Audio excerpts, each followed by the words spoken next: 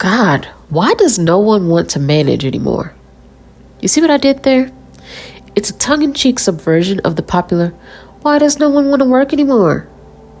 But seriously, I keep running into flippant little job adverts saying, must be self-directed, comfortable managing up, and if you need your hand held, this is not the job for you. Okay already. Why so serious? I've sat in on job interviews with hiring managers eager for me to tell them all about how I already meet 100% of the job requirements and how I'm ready to hit the ground running. I am not a micromanager, they say proudly, beaming even. I tell you what needs to be done and I expect you to go out there and get it done. First off, congrats. And not in the totally sarcastic way. I mean, congrats. You made it to mid-level and managed to not micromanage others. That in itself is a huge accomplishment. I think most people would appreciate not having their projects slowed by every little bureaucratic checkpoint and roadblock, mindless meetings and an endless loop of constant check-ins and consensus building. And I agree that some level of intrinsic motivation is necessary to take pride in one's work, as is having career or personal objectives. But on the other hand, while it's good to be outcome focused, surely some guidance is still necessary. Job candidates cannot be expected to both meet 100% of the requirements and figure everything out on their own. If they already have the necessary knowledge and skill set to meet all requirements and act independently, then technically they would be ready for a higher position, not entry level and certainly not a mere lateral move. In my view, there's got to be something somewhere in between disempowered micromanaging and detached directives sent down from above with no boots on the ground leadership. I mean, a good leader should be able to, lead. I thought that went without saying. It's hard not to conjure images of the nostalgic past. Those 25-plus year retirement parties, gold watches, unbreakable bonds between employees and their managers. Personally, I know some people who stayed for decades in their place of employment simply because of the bonds they shared with colleagues and mentors. So strong were their bonds that bosses would sometimes take employees with them when they left the company. So when did it become taboo for a manager to guide and mentor employees along in their journey of self-discovery and professional mastery? Every job these days is looking for an intrinsically motivated, self-directed starter with a growth mindset and an entrepreneurial spirit. Yet their expectations are skewed. Babe, people like that are not satisfied with the status quo. They're movers and shakers. They take life by the horns and they go after what they want. They seek proper pay for their efforts and they go where they are valued, respected, and able to make an impact. I'm not sure how you can develop a strong sense of loyalty to a manager or a workplace that believes that just telling people what to do and having them do it is all that's required for a successful working relationship between a manager and their direct reports. I mean, if you think like that, then why not just go out and get a robot? Oh, wait, no. Let me lower my voice before the technocrats hear.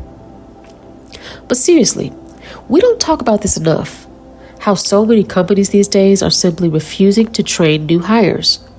Company loyalty is dead, and companies killed it. Want to be compensated for acquiring new skills and taking on more responsibility? Good luck with that.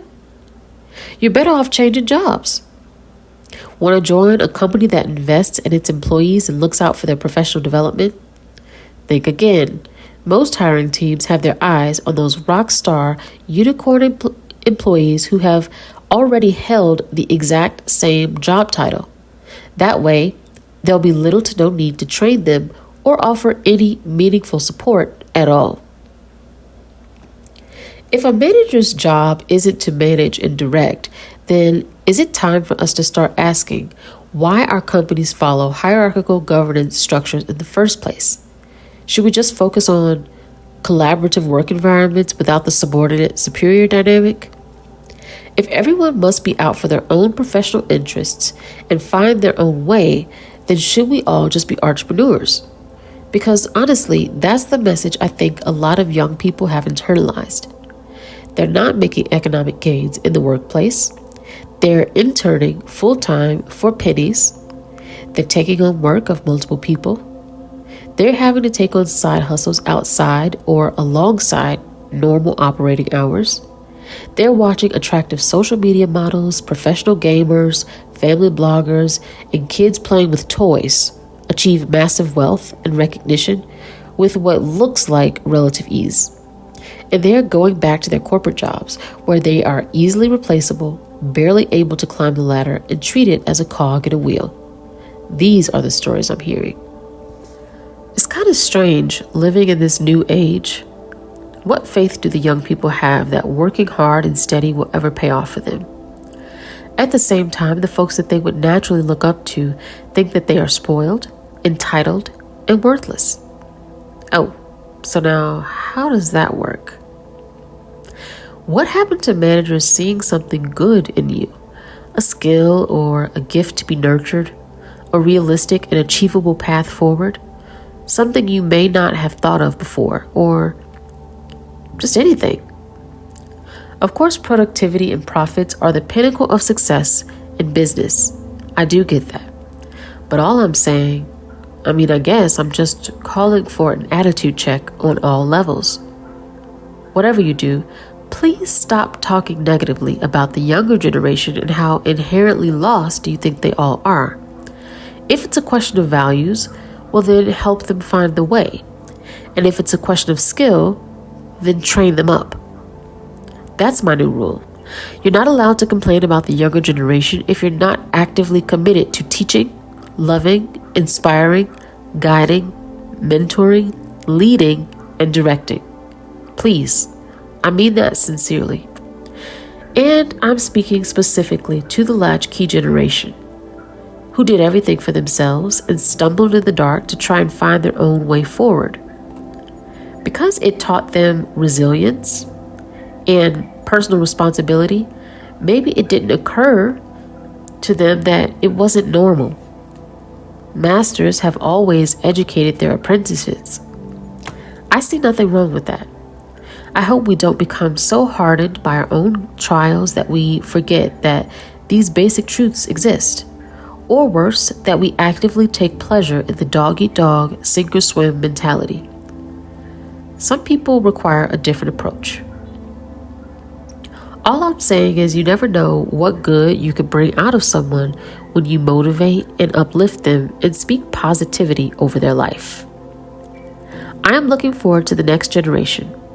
What art they will create, what causes they will champion, what care they will bring, what attention they will give towards community enrichment and large-scale positive change in the workplace. They are optimistic. They are deeply empathic. They want the world to be a better place. Instead of shouting them down and ordering them to figure it out all on their own, we need to find a way to help them.